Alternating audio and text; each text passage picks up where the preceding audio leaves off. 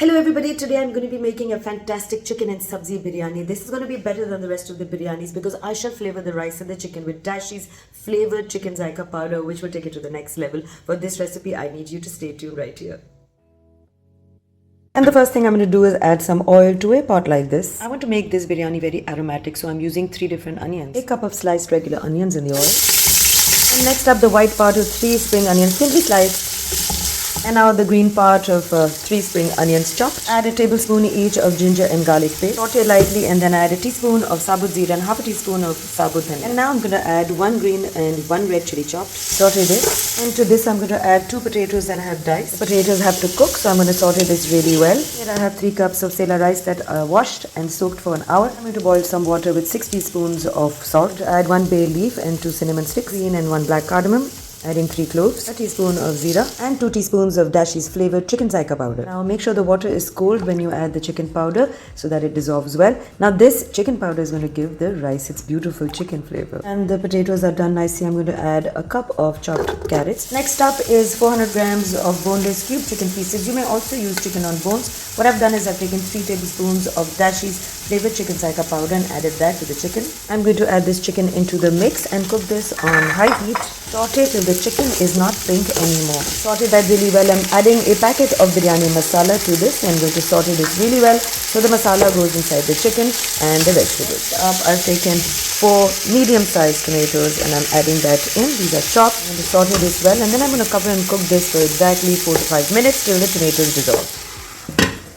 Alright, checking in on the tomatoes, and I'd also forgotten to add some aloo bukhara, so adding 3 pieces. I'd like to eat this biryani with bangan and dahi, so what I've done is I've taken a packet of dahi, I've added salt, I've whipped the dahi and added some roasted cumin seeds. In the bangan, I'm just going to sprinkle some salt and red chili powder and a little bit of haldi powder. I'm going to mix this and keep this, and I should fry it in shallow oil. Don't overcrowd the oil. Oil also has to be hot when you do this, so these turn out crispy and not soggy. Okay, so I'm going to remove this onto a plate. The water has boiled. I'm going to add the sela rice into this flavored water and make sure I stir it. Let's take a look at the chicken and sabzi. I think this is nearly done. I'm adding a cup or so of yogurt, a cup of coconut cream. This is really going to make it creamy and delicious. And mix that well, throwing in a few green chilies. My whole house is smelling fantastic right now. I'm adding some coriander. Today I'm going to add some Thai basil. This is tulsi or nyazbo. It gives such an intense, beautiful taste to this chicken. This is nearly done. I'm just going to check on the rice. I have a feeling the rice is nearly done. We need to leave it to al dente, yani ke ek kani, so that it's not properly and fully cooked, because it's going to cook with this chicken. Right at the end, I have some yellow bell peppers, which I'm going to add for its beautiful flavoring and vibrant color. I'm going to strain this rice. Here is the strained rice. I have tried it, and every single piece of rice, every kernel is tasting of chicken. Layer the rice on top of this chicken and vegetable that we have prepared. Look at the beautiful colors. Now add some food coloring and saffron, some fried onions, a little coriander and basil leaves, some green and red chilies. Now take a spoon and from the other side make holes into this biryani rice so that the steam can come from the bottom through to the top. So beautiful. Let's cook this on dum on low heat for about 15 minutes and I'll be right back. Now remember, we had the bangan ready for the dahi, so place the bangan eggplant on top of this dahi. I've laid that out and I've taken some oil to a smoking point and I'm going to fry some garlic. This is the same oil that was used for frying the eggplant. Smoking point because I want that smokiness to come into this tempering or bagar of the bangan dahi. Turn off the fire, take a quarter teaspoon of red chili powder and immediately give this a tempering.